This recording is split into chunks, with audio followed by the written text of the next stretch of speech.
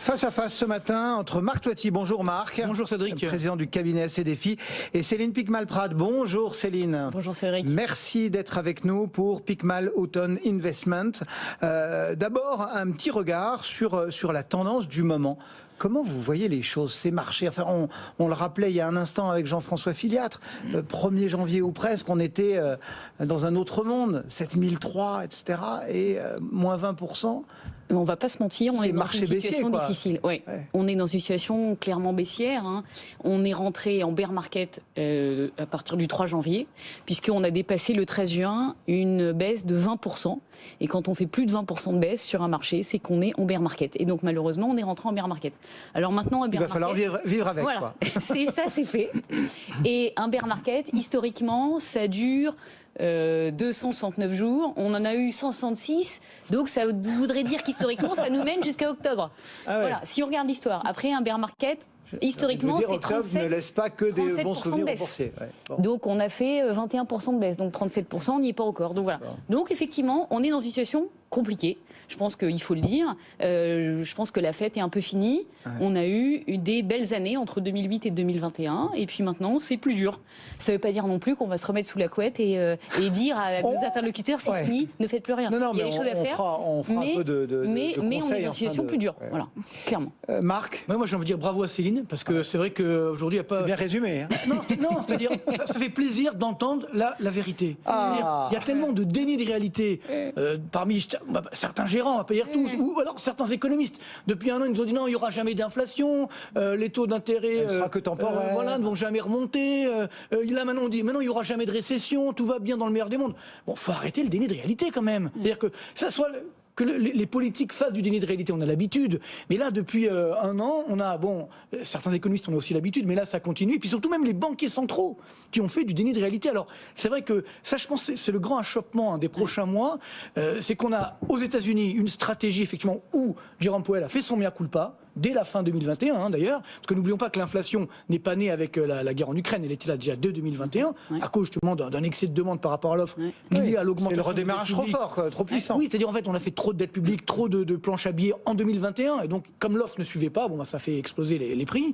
Et parallèlement, donc il avait son mea culpa. Maintenant, donc à partir de là, il est en train de dire, je préfère une petite récession plutôt qu'une inflation qui va durer extrêmement longtemps. Alors que nous, en Europe, on a le chemin inverse. On dit non, nous, surtout pas la récession. Donc là, on va encore continuer la planche à billets, plus ou moins. Donc la BCE n'a pas fait son mea culpa, et elle continue sa politique finalement ultra accommodante, et ça c'est extrêmement dangereux, parce que je veux pas casser l'ambiance, mais on nous annonce quand même des hausses de taux, Marc. Oui, mais enfin c'est pas, tant que vous achetez la dette publique comme ça pour des États qui entre guillemets sont surendettés, finalement ça sert la hausse des taux d'intérêt, ça fait pas grand chose, si ce n'est que ça va un petit peu calmer le jeu sur les crédits bancaires, etc.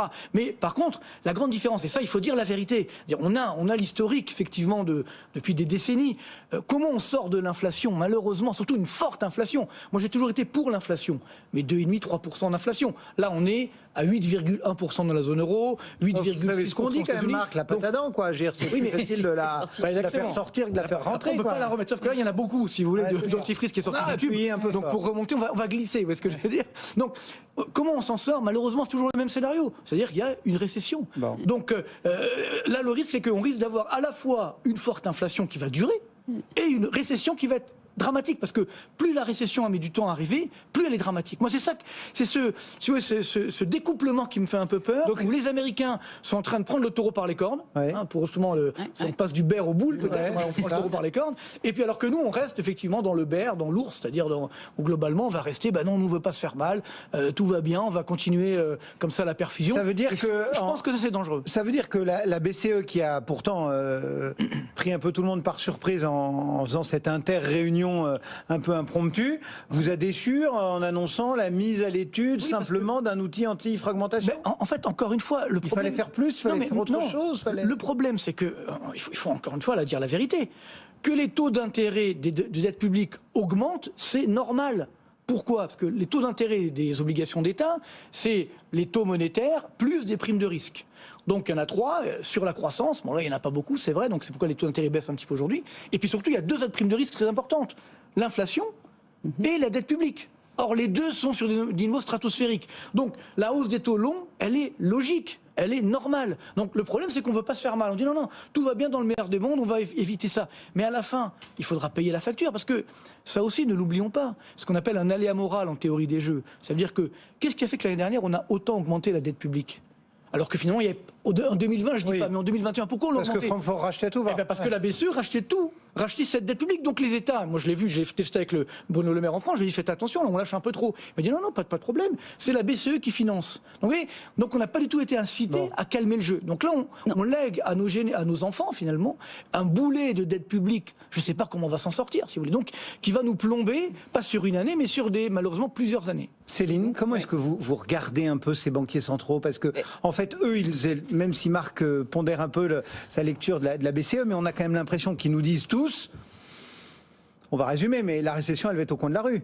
La récession va être au coin de la rue. On a un risque effectivement très fort aujourd'hui d'avoir une récession. Il faut savoir qu'il y a un indicateur qui ne trompe pas historiquement, c'est que quand vous avez un taux de chômage aux États-Unis qui se met à remonter, au moment où il remonte, à tous les coups derrière, vous rentrez en récession. Aujourd'hui, vu le taux de chômage qu'on a aux États-Unis, il va forcément remonter, c'est ça. La probabilité qu'il remonte est quand même extrêmement forte. Donc la probabilité qu'on rentre en récession aux États-Unis est très élevée. Donc ça, pareil, on ne va pas se mentir, c'est une réalité.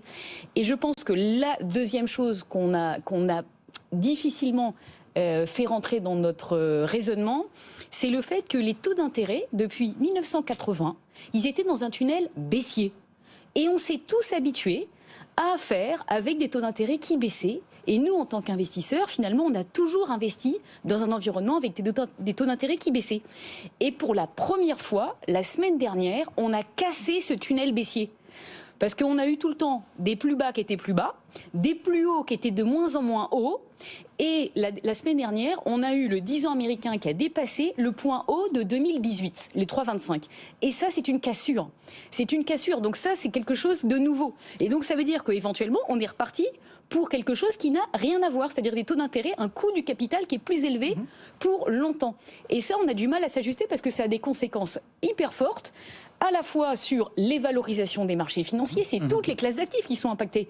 Parce que quand on fait des valorisations, on prend en compte les taux d'intérêt. Donc ça, c'est très important. Et la deuxième chose, c'est les entreprises qui sont impactées aussi parce que votre coût du capital il est plus élevé, parce que vos taux d'intérêt ils pèsent sur vos financements et parce que c'est plus dur d'aller chercher la liquidité. Donc du coup ça pèse.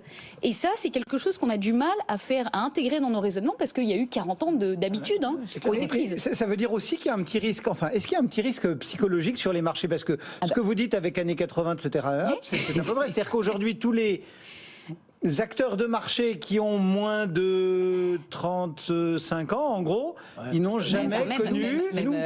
Voilà, c'est ça.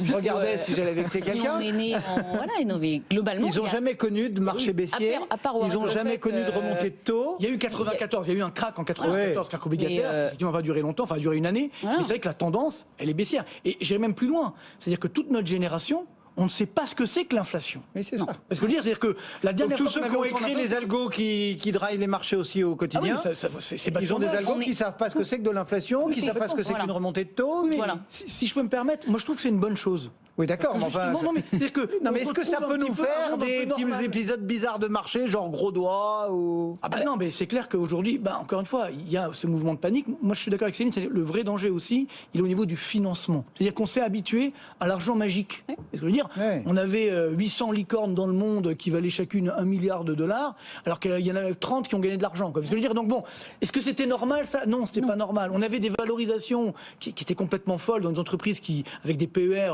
complètement fou, notamment dans le numérique.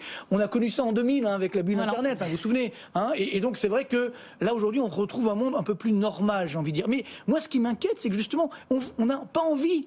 On ne veut pas retrouver ce monde normal. C'est complètement fou. On est aussi sûr que Emmanuel Macron par rapport aux Français. Voilà.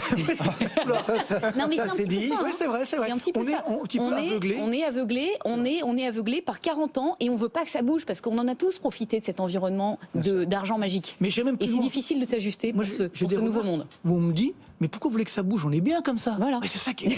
C'est-à-dire, ce manque de discernement, où justement, on est encore en train de sacrifier, je veux dire, les générations à venir. C'est horrible ce qu'on est en train de faire. Vous voyez ce que je veux dire? Donc, c'est là où, à un moment, et c'est là où j'ai trouvé la démarche de Jérôme Powell assez courageuse. Il a fait des erreurs l'année dernière, mais là, il dit bon, maintenant, on va peut-être arrêter. Mais nous, pas du tout. Nous, quand je dis nous, c'est en Europe. Oui, bien sûr. On continue, alors, on se voile la face complètement. Bon, ça c'est de notre côté, on va dire, du monde, c'est-à-dire nos deux rives de l'Atlantique. Voilà. Si on tourne la planisphère, on est dans une autre zone, et là on a deux banques centrales qui assument complètement d'être sur un rythme absolument différent. Le Japon qui continue à mettre du charbon dans le moteur tant qu'il peut, et puis la Chine. La Chine, Est-ce que vous êtes préoccupé par le cas chinois, et jusqu'à quel point? Parce qu'il y a de l'économie, il y a de la géostratégie, il y a de la politique, il y a du sanitaire. Ça manque pas de questions. Non. Justement, c'est ce que j'allais dire, c'est qu'il y a quelque chose qui sort complètement du cadre. Aujourd'hui, c'est ce qui se passe en Chine, qui n'a rien à voir avec ce qu'on connaît en Europe et aux États-Unis. Et il faut s'intéresser à ce que nous dit le marché. Et quand on est face à un marché financier qui est baissier, il faut l'écouter. Parce que quand vous avez une baisse de marché, en général, vous avez des choses qui se passent et il y a des segments du marché qui surperforment, qui se comportent différemment du reste. Et c'est cette partie du marché qui, derrière, va se différencier dans la nouvelle séquence de marché qui sera un marché haussier. Parce qu'à un moment, vous sortez quand même du marché baissier. Hein. Et aujourd'hui, ce qu'on voit, ce qui est extrêmement intéressant pour nous en tant qu'investisseurs, c'est que le marché chinois, depuis 3 mois, on le disait tout à l'heure avant d'intervenir, le marché chinois est en hausse. On a un marché chinois qui fait plus 2% depuis 3 mois, quand le marché américain fait moins 12%. Et il se passe quelque chose. Warren Buffett disait Mr. Market is always right. Il y a quelque chose qui se passe du côté de la Chine. Et pareil, on voit que plus sur une période de plus long terme, depuis le début de l'année, le marché chinois ne fait que moins 2%. Alors que les marchés globaux sont dans la baisse. Donc du coup, il y a quelque chose qui se passe en Chine. Ouais. Et qu'est-ce qui se passe en Chine? C'est qu'effectivement, on a de la liquidité. On disait qu'effectivement, nous, on a un problème de liquidité, on va avoir un credit crunch, il y a des baleines qui vont remonter à la surface à un moment, forcément. Il y aura des gens qui vont avoir le mistigris. Je ne sais pas qui là, est-ce que c'est du côté du non-côté, de l'immobilier, des actions? Il y a quelqu'un qui a le mistigris. Ça va sortir. Là, on va avoir une panique, ça va arriver, c'est l'histoire des marchés baissiers, ça se passe comme ça historiquement. Mais de l'autre côté, on a la Chine pour lequel ils peuvent imprimer, ils ont la capacité de réinjecter de l'argent. On a depuis quelques semaines une augmentation du financement de l'économie et historiquement, quand on a de l'argent qui arrive sur le marché chinois, c'est un indicateur avancé pour les carnets de commandes pour les exportations européennes vers la Chine. C'est un indicateur avancé pour l'indice PMI chinois, donc l'économie chinoise, et c'est un indicateur avancé pour les carnets de commandes tout simplement des entreprises. Donc elle devrait, alors qu'on est en train de regarder les chiffres aujourd'hui en se disant ils sont très mauvais, l'indicateur nous dit, vous allez voir dans 3 mois, la Chine, ça va aller beaucoup mieux. Donc ça veut dire que vous êtes plutôt positif, optimiste sur la Chine. Si aujourd'hui il y a un marché qu'il faut regarder, c'est la Chine, sachant que le marché chinois n'a jamais été aussi mal aimé et aussi peu détenu qu'aujourd'hui. Parce que jusqu'à présent, c'est pas un. Voilà, on a eu effectivement Monsieur Xi Jinping qui s'est attaqué à l'Internet. Tout le monde s'est fait prendre de cours sur l'Internet, mais il y a autre chose. Il n'y a pas que des sociétés Internet dans le monde. Et en Chine, il y en a d'autres. Et le marché chinois, il est à 10 fois les profits, que ce soit les profits de l'année prochaine ou les profits moyens des 10 dernières années, contre un marché américain qui est à 35 fois les bénéfices moyens des 10 dernières années. Donc on a vraiment une situation totalement hétérogène aujourd'hui sur les marchés financiers, avec d'un côté les États-Unis, de l'autre côté la Chine, qui sont pas du tout dans la même situation. Et on a l'habitude de dire don't fight the Fed. Il faut pas aller contre la Fed, contre la liquidité, contre une banque centrale. Et la liquidité aujourd'hui, où est-ce qu'elle est? Elle est en Chine. Quel regard portez-vous sur la Chine? Moi, je l'ai souvent dit. On en entend quand même quelques-uns, et Céline est peut-être encore plus convaincue que les autres, pour celles et ceux qui sont passés sur le plateau ces derniers temps, où on avait plutôt des gens inquiets du côté chinois. Il y a 2 choses. Il y a effectivement l'économie chinoise, puis la bourse chinoise. Mais sur l'économie chinoise, c'est clair, justement, c'était mon dernier livre, Reset. Bon, là, il y a Reset 2 qui va se dire en septembre. Mais justement, moi, je m'étais dit, après la pandémie, on va appuyer sur Reset. On va dire, bon, ça n'allait pas, on va calmer l'hégémonie chinoise. Et en fait, c'est pas du tout ce qui s'est produit. La Chine est encore plus forte qu'avant la pandémie. J'ai même envie de dire, c'est la grande gagnante de la pandémie. Je suis pas dans la théorie du complot, bien sûr, mais tout ça pour dire que regardez les chiffres du commerce extérieur. Les derniers chiffres, 744 milliards de dollars d'excédent extérieur chinois sur 12 mois. Un record absolu. Donc, en fait, on n'a rien compris. C'est le bad reset. C'est-à-dire qu'on a fait pire qu'avant. Vous voyez, d'où, effectivement, l'importance d'un reset 2, si vous voulez. Mais ce que je veux dire par là, c'est que, et ça, je l'ai toujours dit, la Chine, elle plie, mais elle ne rompt pas. Pourquoi ?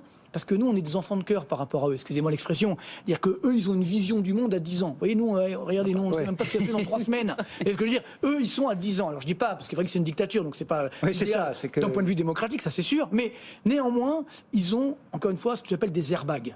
Et notamment, effectivement, des réserves de change qui sont énormes. On est à plus de 3200 milliards de dollars. Et donc, c'est pour ça qu'ils relancent la machine. En plus, ils actionnent, autre airbag, le taux de change. Ils le font varier en fonction de leurs humeurs et de leurs besoins. Et donc, c'est pourquoi, aujourd'hui, c'est ça qui est inquiétant d'un point de vue économique. La Chine restera la locomotive de la croissance mondiale. Ça, pour moi, ça n'a aucun doute. Alors que nous, si vous voulez, on chipote, voilà, regardez ce qui se passe en France aujourd'hui, c'est affolant, vous voyez. La Chine, pays entre guillemets communiste, ils sont tous sauf communistes, vous voyez ce que je veux dire. Donc, c'est-à-dire, eux, ce qu'ils aiment, c'est avant tout le profit, et la croissance, etc. Mais, par contre, alors, d'un point de vue boursier, je suis un peu plus mitigé, par contre, parce que moi, peut-être que Céline a tous les chiffres, mais moi, j'ai du mal à faire confiance aux chiffres chinois, et puis surtout que beaucoup d'entreprises chinoises, comme vous le savez, dépendent des commandes gouvernementales. On l'a vu l'année dernière avec Evergrande. Si le gouvernement chinois dit stop, on veut te tuer, l'entreprise elle disparaît. Donc c'est plus ça, d'un point de vue boursier, je suis plus effectivement inquiet, mais d'un point de vue économique, oui, je pense que clairement, et attention, quand je dis la Chine, il y a également les BRICS. Tous les pays émergents, il y a l'Inde, il y a également la Russie. Donc ça c'est dangereux parce que nous encore dans notre esprit, on a l'impression qu'on est encore les maîtres du monde. C'est ce que je veux dire. Et je pense donc on n'a pas du tout intégré que le monde a changé. Et malheureusement, si on continue à se regarder le nombril et à dire non mais tout va bien dans le meilleur des mondes, tous ces pays-là, ils vont nous passer loin devant. C'est ça, la question des chiffres. Comment vous l'abordez, vous, la question des chiffres ? C'est ce que j'allais dire. C'est qu'effectivement, je pense que le grand bouleversement aussi aujourd'hui, c'est que depuis 15 ans, c'était le succès des robots pour gérer les marchés financiers, le succès des trackers. On nous disait, il suffit d'aller prendre une tendance. On prend un tracker de marché, c'est pas cher, c'est génial. Et effectivement, comme le dit Marc, malheureusement, c'est compliqué. Il faut aller plus dans les détails. Il ne faut pas juste se dire, tiens, je vais aller mettre de l'argent sur telle ou telle thématique ou telle zone géographique. Il faut aller derrière chercher les bons chevaux. Parce qu'il va y avoir des sociétés, on parlait de la Chine, effectivement, on peut avoir des sociétés technologiques ou des sociétés immobilières qui vont se retrouver complètement massacrées. Et de l'autre côté, des sociétés qui vont être, je sais pas, dans le domaine médical ou qui vont être au plus près du consommateur chinois, qui vont vraiment avoir un savoir-faire unique, qui vont se différencier, et là, sur lesquels on va pouvoir apporter de la valeur ajoutée et sur lesquels on peut investir en tant qu'investisseur de long terme.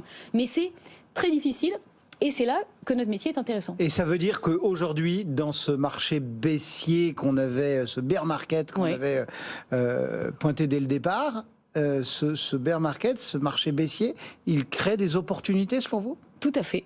Il crée des opportunités parce qu'effectivement, quand on regarde l'histoire des marchés financiers, le bear market nous indique le chemin à suivre pour la suite. En 2000, on a eu des marchés financiers qui se sont effondrés avec un Nasdaq qui a profondément baissé. La première réaction qu'on peut avoir en tant qu'investisseur, c'est de dire dès que le Nasdaq baisse, j'en rachète parce que j'ai pas pu avoir la hausse de 90 à 2000, ça a baissé, j'en rachète. Mais entre 2000 et 2003, le Nasdaq sous-performe massivement les pays émergents. Et entre 2003 et 2007, ce sont les pays émergents qui mènent la danse. Donc, acheter du Nasdaq à la baisse, ça servait à rien entre 2000 et 2008. Pareil en 2008. En 2008, on se dit, bon sang, mais bien sûr, j'ai raté les BRICS. Qu'est-ce que je fais en 2009 ? Je rachète des BRICS.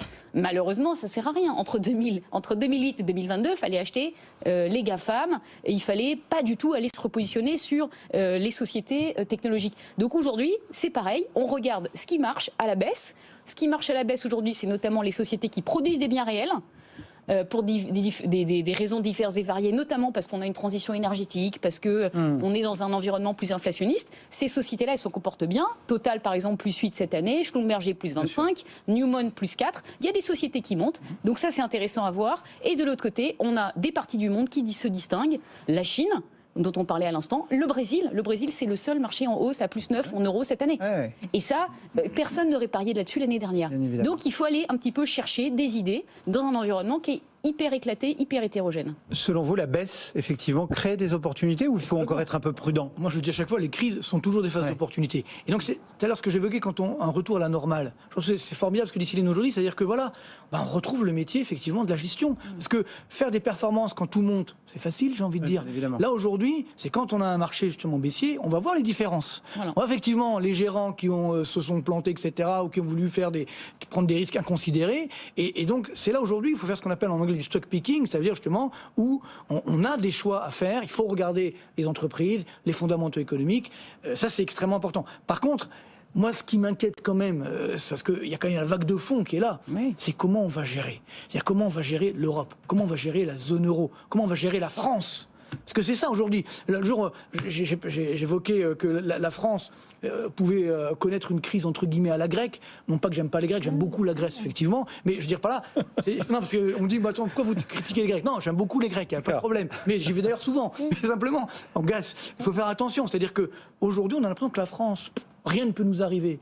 Et vous savez, je regarde moi ce qu'on appelle l'actif net. Vous savez, l'actif net des entreprises, ça veut dire que c'est l'ensemble de l'actif par rapport à l'ensemble des dettes. Si l'actif net est négatif, on dit que l'entreprise est en faillite. Alors, la France, l'État français, c'est pas évidemment une entreprise, mais tout de même, si je vois toute la puissance publique française, ça veut dire pas que l'État, mais les collectivités locales, etc., je me rends compte qu'à partir de 2022, l'actif net est proche de 0, voire négatif. D'accord. Et ça, si vous voulez, c'est pas du tout dans les marchés. Et donc moi, c'est ça qui m'inquiète, c'est que ce qui est dangereux pour les marchés boursiers au sens large, c'est qu'effectivement, on parlait du mistigris. Et si le mistigris, c'était tout simplement la zone euro, c'est-à-dire peut-être des États, peut-être pas une entreprise, mais des États. Et donc, c'est ça qui est dangereux. On a pu sauver la Grèce parce qu'il y avait 350 milliards d'euros de dette, ok.